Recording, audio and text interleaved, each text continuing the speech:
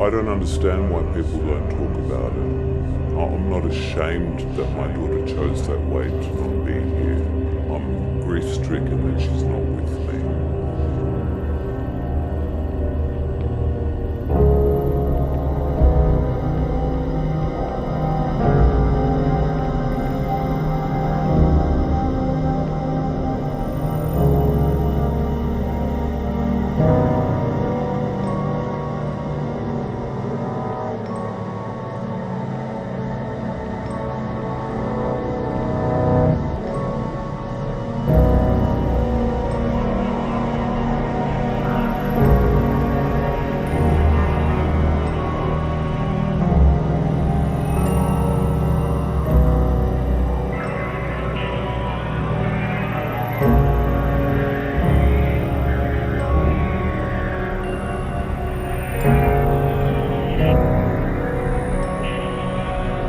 I'd left my phone ringing, I had 45 missed calls, and I felt powerless. It was so shocking and so unbelievable, but also before I'd even taken the call, my phone lit up and I knew what the call was about. I woke up the next morning to two policemen banging on my bedroom window.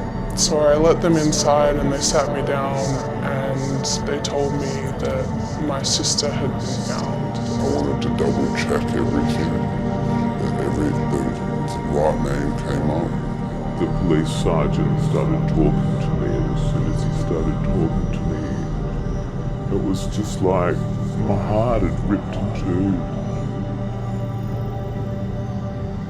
It wasn't until quite a bit of time afterwards that the dust began to settle and you kind of realise what's happened. Physical feeling of going, no, that's my daughter. My daughter is gone. I got to a point on Jared's birthday where I was worried about myself. I felt like going to join her. All the first birthday, the first New Year's, first Christmas, it all just hits you when you least expect it. My heart's never felt the same. It was a physical feeling of having a part of me taken away. I developed agoraphobia, I developed severe anxiety and general anxiety disorder. I developed depression worse than I ever have in my entire life. Comes and goes in waves of feeling, from sadness to, just of course missing her. If you can just imagine one night where you've stayed up crying yourself to sleep over someone that's broken your heart, every single time that's happened, all at once. And the feeling's never really gone away. It broke my heart.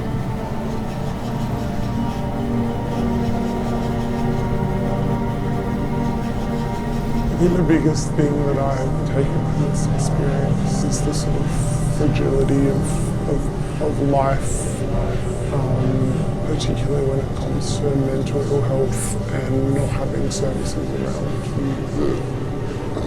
Mental health is not a weakness. People to this day are still sweeping this under the rug. People are still not talking about it. People are still pretending it's not happening. There's nothing wrong about her speaking out. There's nothing wrong with having a cry. There's nothing wrong with having a hug.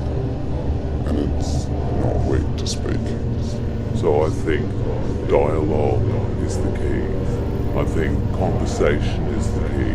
I think asking your friends if they're okay and then listening is the key.